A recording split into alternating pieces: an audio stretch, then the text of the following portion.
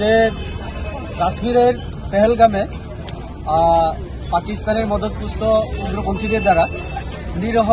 ভারতীয়দের হত্যা করা হয়। বিশেষ করে ধর্মীয় দিক থেকে চিন্তা করে হিন্দুকে লক্ষ্য করে পুরুষদেরকে বাছাই করে হত্যা করা হয়েছিল, যাতে করে ভারতবর্ষে ধর্মীয় সংঘর্ষে একটা বাতাবরণ তৈরি হয়। তারই পরিপ্রেক্ষিতে আমাদের ভারত সরকার কঠোর মনোবৃত্তি নিয়ে পাকিস্তানে যে সমস্ত জঙ্গি ক্যাম্প, সেই জঙ্গি ক্যাম্পকে ধ্বংস করার জন্য পাকিস্তানকে অনুরোধ করা হয়, কিন্তু পাকিস্তান সরকার সেটা মানেনি। তার পরবর্তীকালে আমাদের ইন্ডিয়ান আর্মির মাধ্যমে অপারেশন সিন্দুর শুরু হয় গত 7 তারিখ, এবং আমাদের ভারতীয় সৈন্যরা বিশেষ করে আমাদের আর্মি যে সাহসিকতার সঙ্গে যেভাবে নিখুঁতভাবে শুধু জঙ্গি ক্যাম্পগুলি লক্ষ্য করে নষ্ট করা হয়েছে, জঙ্গি নেতাদেরকে হত্যার মাধ্যমে বিশ্ববাসীর কাছে একটা বার্তা আমরা দেওয়ার চেষ্টা করেছি যে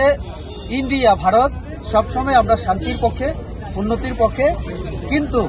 উগ্রপন্থী এবং শান্তি একসঙ্গে থাকতে পারে না। তার জন্যই আমাদের ভারত সরকার সিদ্ধান্ত গ্রহণ করে যে সিন্দুর যে অপারেশনটা, অর্থাৎ আমাদের মহিলাদের সিন্দুর মুছে দেওয়ার যে পরিকল্পনা উগ্রপন্থীদের, তারই প্রতিবাদে ইন্ডিয়ার আর্মি যে অপারেশন শুরু করে,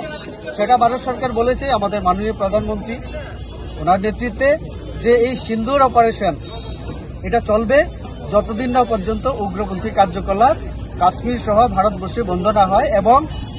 পাকিস্তানে যে সমস্ত উগ্রপন্থী ক্যাম্পগুলি আছে সেটা পাকিস্তান যদি ধ্বংস না করে, তাহলে এরকম অপারেশন আরও হবে। আমরা 3 দিন দেখেছি যে পাকিস্তান যে জায়গায় সহযোগিতা করার কথা 7, 8, 9, 10 পর্যন্ত, তারপরে আমরা দেখেছি উল্টো আমাদের উপরে, আমাদের সাধারণ মানুষের উপরে,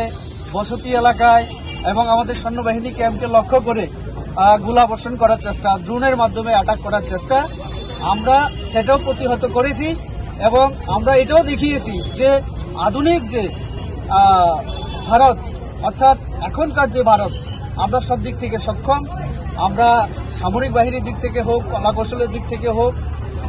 যেভাবে আমরা বিশ্বের কাছে আমরা বার্তা দিয়েছি, তো সেই জায়গায় মুখ্য ভূমিকা নিয়েছে আমাদের ইন্ডিয়ান আর্মি, আমাদের 3টা বাহিনী। তো আমরা ভারতবাসী হয়ে গর্ববোধ করি, এবং যে সমস্ত ইন্ডিয়ান আর্মিরা নিজের জীবন বলিদান দিয়েছেন বা ঝুঁকি নিয়ে যেভাবে দেশ রক্ষার জন্য তারা ভূমিকা পালন করেছেন, অবশ্যই ধন্যবাদের যোগ্য। আমরা তার জন্যই আম জনতা আজকে আমবাসাতেও আমরা এই ধন্যবাদ রেলি এবং তাদের সঙ্গে সহযোগিতা